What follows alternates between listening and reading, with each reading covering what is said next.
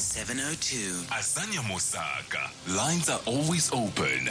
It's 22 minutes to 3 o'clock, and this final half hour on a Monday is dedicated to your science-related questions with Dr. Chris Smith, the naked scientist, as he joins us for this half hour. Chris, good afternoon. Good afternoon. A pleasure to have you with us today. Now, I'll share my question a little bit later. Let's prioritize the questions of the listeners. So let's start with Rod in Randfontein. Hello, Rod. Hi, good afternoon. Hello, Dr. Chris. Hi. My wife suffers from glaucoma. Now, the question is aircraft pressurization. Can this affect a glaucoma patient? Hello, Rod. Okay. Well, first of all, what's glaucoma? Well, glaucoma is an unfortunate condition in which the pressure inside the eye rises too high. And as the pressure rises, what it does is it bears down on the blood vessels at the back of the eye, which come in and flow across the back of the retina and nourish the retina. And at high intraocular pressures, this affects the ability of blood to flow correctly and therefore to nourish the photoreceptors. And as a result of this, you can develop a condition called optic atrophy if the glaucoma is not controlled. And it's this sustained, prolonged pressure and problems with blood flow that then lead to the loss of the cells in the retina that both receive information coming from the outside world, but then also transmit that information off to the brain. And once those cells have died, you can't put them back, which is why it's very important, if you have a family history of glaucoma, to have the pressure in the eye measured regularly to make sure it hasn't climbed, or if this is detected, then you should be treated. And actually, it's very easy to treat glaucoma. You can give simple eye drops that control how the pressure sits in the eye, and as a result, if you normalise the pressure, the risk of having a problem is grossly minimised. Now, in terms of what happens if you are in different environments, well, it's the pressure in the eye itself that's the problem. It's the intraocular pressure, which is in the anterior chamber, the front part of the eye. And there are various reasons why you can get glaucoma, but it shouldn't be affected by the pressure outside very much because that's applied to your whole body, and therefore that's not going to affect anything. It's actually the pressure specifically the eye is exerting on itself from within. So flying should not be a major risk, I wouldn't have thought. But if there are any ophthalmic surgeons listening who would like to put me right, then do please let me know. But as far as I can tell, I wouldn't have thought there'd be any problem at all with flying at the kinds of pressures that one experiences inside a passenger aeroplane, for example, with a history of glaucoma. Anna in Brixton. Hello, Anna. Good afternoon, Zanya and Chris. Okay, I have a very strange question. Why do domestic cats have slit pupils like goats, as opposed to the big cats like lion, cheetah, etc., have round pupils like we do? Right. Okay. Chris? Yeah, this is a controversial one. One theory about why things like your household cat has a vertical pupil is compared with, say, a rabbit or something, or a goat which has a horizontal pupil, is if you think about it, what do goats worry about? Well, things like goats are worried about things like lions coming along and eating them. So they need to be watching all the time what's going on. When they put their head down to eat, they actually rotate their eyeball a bit, but their pupil stays horizontal. And a slit pupil means that they'll actually have the ability to collect light from a broader sweep of space compared to just up and down. And that means they can watch a broader area with their pupil that way compared to, say, if they had a vertical pupil. So they can detect danger coming in from the side over a big area. Now, a stalking predator like a cat, on the other hand, will creep up on its prey, and it tends to want to hunt. It doesn't get hunted so much. It wants to hunt, and it wants to hunt what's directly in front of it. So it makes sense for the cat to condense its pupil down to minimise the amount of light coming in to make a slit, because that way, whatever's directly in front of it is still going to stay completely in focus and within its field of view. That's the prevailing theory about why cats and other predators have these vertical pupils, and things like herbivores have horizontal pupils. One's worried about what's coming at them from the side, one's worried about what's dead in front of them that they're trying to catch. But what about the lions then? Because they're also predators, but theirs don't end up in a vertical slit. Yeah, I mean, the other thing to consider is the actual size of the eyeball itself. And the fact is that our eyes don't do this. We actually have round pupils and round eyes. This is judged to be a good compromise for us because it enables us to have a big pupil variation in size over a range of different light conditions. We're mainly day-active animals. We're comfortable that we can get our pupils small enough. Lions, yes, they are predators, but they don't tend to stalk up on things the same way that your local little feline-friendly lap cat does. So that might be the reason why the smaller cats, which creep up on things and jump on them, are probably equipped with that vertical pupil, whereas a lion, which is probably going to run something down, give itself away well before it's going to creep up on something and then run after it. That's probably why they're different. Yes, just hearing your description, the friendly cat doing the stalking. I don't know about the friendly anymore, but lovely contrast there, Chris. Anna, are you happy with that? I'm happy, and I just wish my cat wasn't such a good predator because she constantly catches birds and lizards. But she's doing what Thank cats you very do. much. Brilliant cat doing what cats do. That's Anna in Brixton. Next we have Joseph in the CBD. Hi, Joseph. Azania, how are you? Good, and how are you? I'm all right, man. My question is diet related. Uh-huh. Yes. Look, I just wanted to check with the naked scientists there that, the relationship between the blood group and the food that we eat, because like myself, I was told that, I'm B positive and I'm not supposed to eat peanuts, I'm not supposed to eat chicken, and these are things that I like to eat.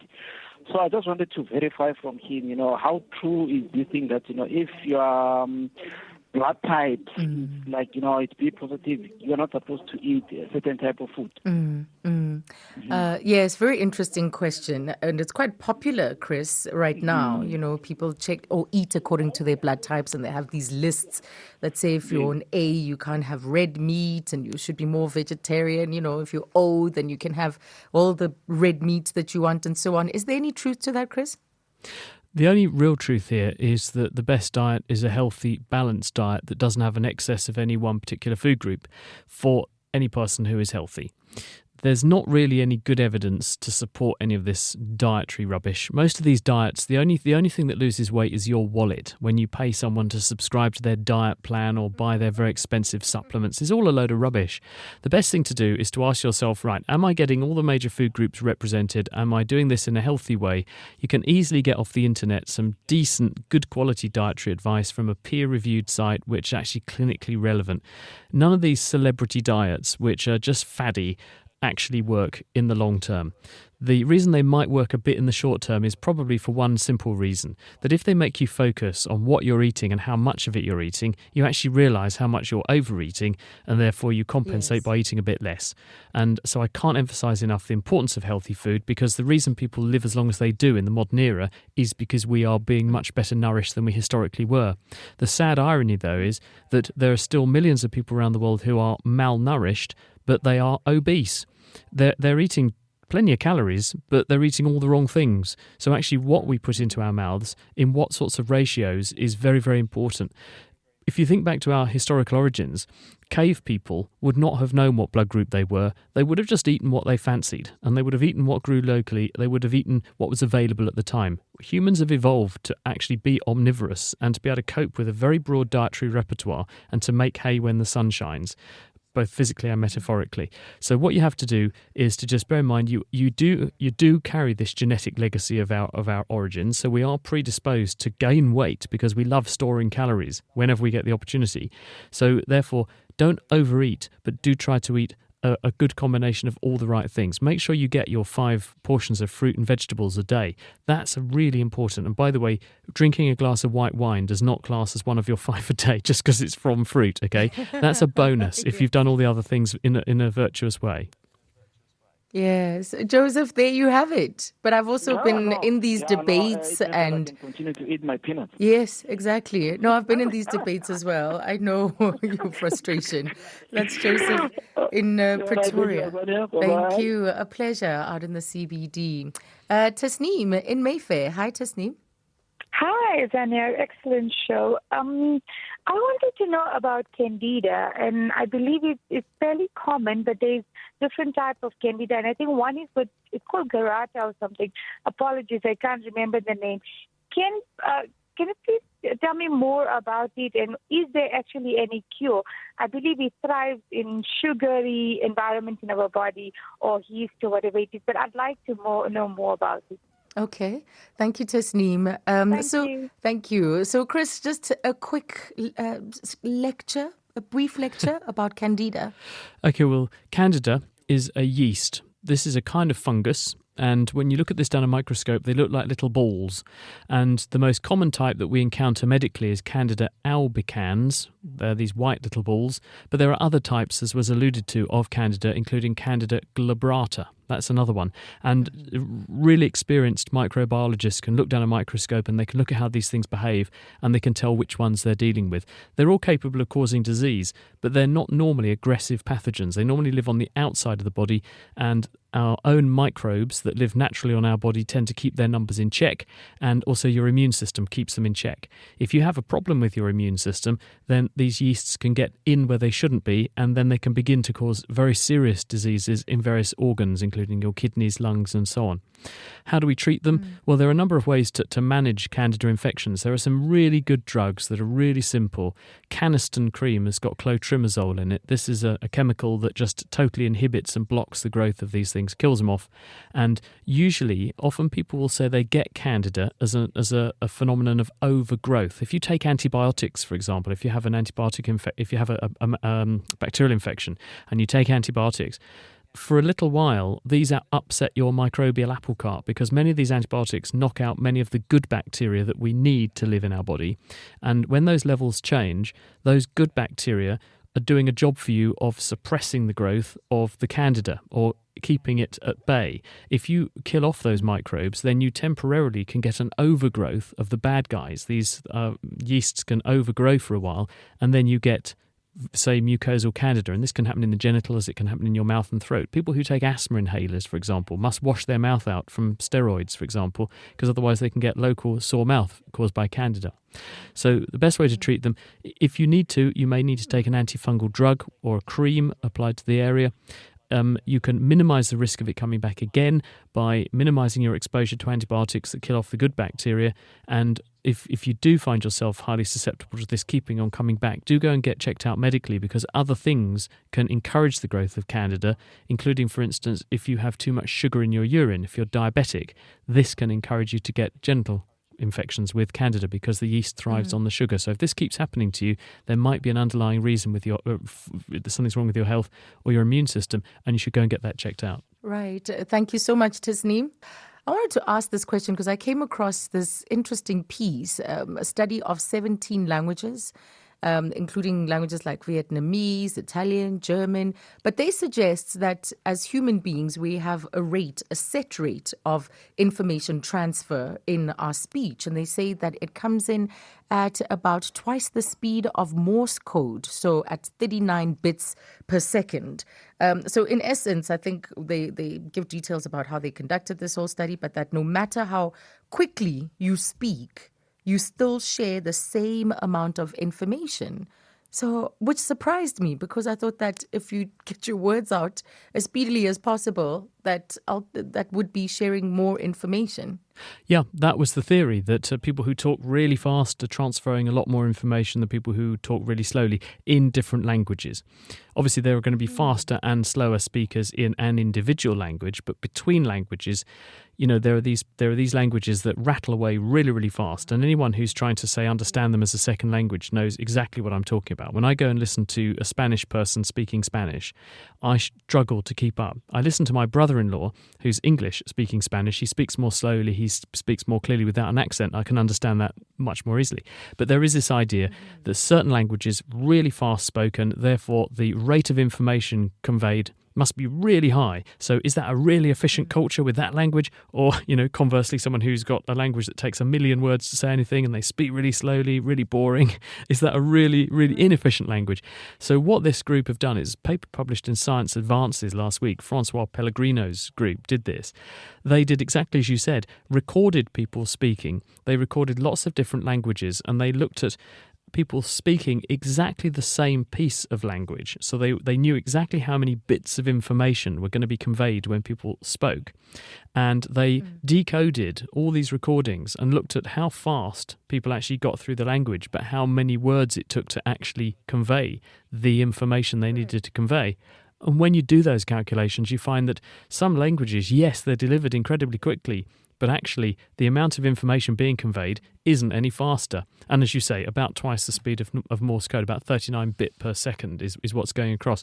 And whilst that fills in an interesting linguistic gap in our knowledge, it also probably points to the fact that how do we understand language? Well, our brains are decoding language. They're listening to the sounds coming in. It's being fed to the language centre, the receptive speech area of the brain, which is actually Wernicke's area in your brain.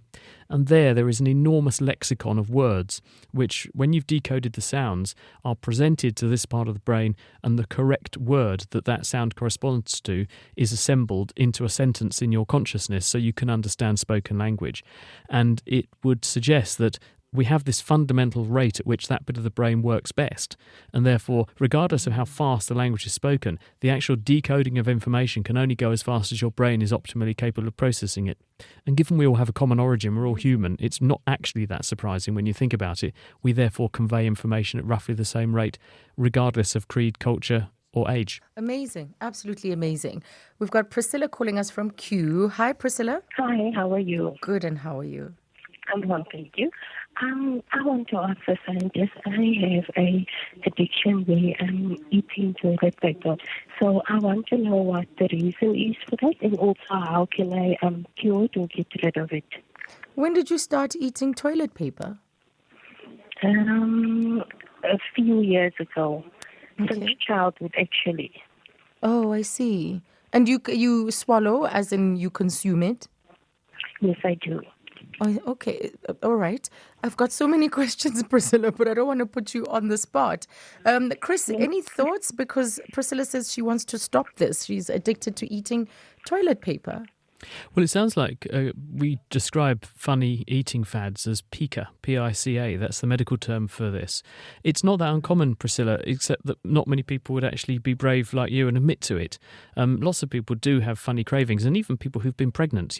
Lots of people listening to this will have had children, and they'll say, wow, when I was pregnant, all my taste changed and I started wanting to eat the bizarrest of things. And when you're pregnant, one theory as to why we do this is that it's the body's way of making you want to go and seek out foodstuffs that contain whatever it is that you're lacking in or you need more of to support the pregnancy at that time in terms of micronutrients and so on. In terms of abnormal eating behaviour, though, there's a range of reasons why this could be happening, and this is quite a complex situation. And if I were you, I would go and talk to somebody who's an addiction specialist, because A, it could be bad for you if you keep doing this in the long term, and B, actually, the help that you're going to need to sort this out is going to hinge on why you're doing it in the first place. And so to unpick why you're doing it, that will take a specialist to ask you the right sorts of questions and to work out what tends to trigger it, why you tend to do it, why you're compelled to do this, and what relief you get when you've actually gone through the ritual of eating the toilet paper. Why do you enjoy doing that? And they can then help with a strategy as to how to break that cycle, and then you won't have to do that anymore. Amazing. Do we have time for this voice note? Let's quickly play this voice note, Chris, and then we'll be signing out. Good afternoon, Chris. I would just like to ask with regards to science and that. We had a talk earlier on 702, the Technobite, I think it was. They were talking about 5G. Do we have any evidence of the health deficits thereof? How could 5G impact the health with regards to microwaves and what have you, or is that just sensationalism or fallacies? All right. So the impact of all these networks, particularly 5G. The difference between 5G and the things that have come before, 4G, 3G and so on, is that they're using a higher frequency for the data. And if you have a higher frequency, you're packing more waves into any given distance, and therefore you can pack more information in. That's why actually 5G will enable you to download a whole movie in a matter of seconds, for example, because the amount of data transmission is much higher. The problem is, as you up the frequency in this way, the range over which the waves can be used reduces. So this means we need a lot more base stations, and we need to shrink the sizes of the cells that we set up in order to send and receive 5G messages. And so people have begun to express concern, or at least asked for reassurance, that when you increase the amount of power of the output, which is what we're going to have to do, and you put more of these cells all over the country, does this mean that there may be health consequences? At the moment, there is no evidence to support an association between exposure to these sorts of frequencies and there being any kind of health outcome that's adverse. The experiment that's being done effectively is on the scale of the whole world, because people have been using these sorts of devices, mobile phones, microwave ovens that do spit out a bit of this stuff, Wi-Fi, for example, that spits out microwave radiation. We've been exposed to this in increasing amounts over increasing amounts of time across the world. And with any kind of cause and effect relationship, if something causes something to happen, you have to see what's called a dose-dependent relationship. In other words, the higher the dose going into people, the more of a particular outcome you should be seeing. At the moment, we're not seeing any kind of relationship between how people are using and being exposed to these sorts of radiations and adverse health outcomes. But that doesn't mean that people have stopped looking. There's an ongoing trial to consider health outcomes and exposure to these things. At the moment, we're comfortable that there are no health consequences, but at the same time, we're still looking. Fantastic. Thank you for that clarification, Chris. And thank you for all your questions. Chris will be with us again next week, Monday.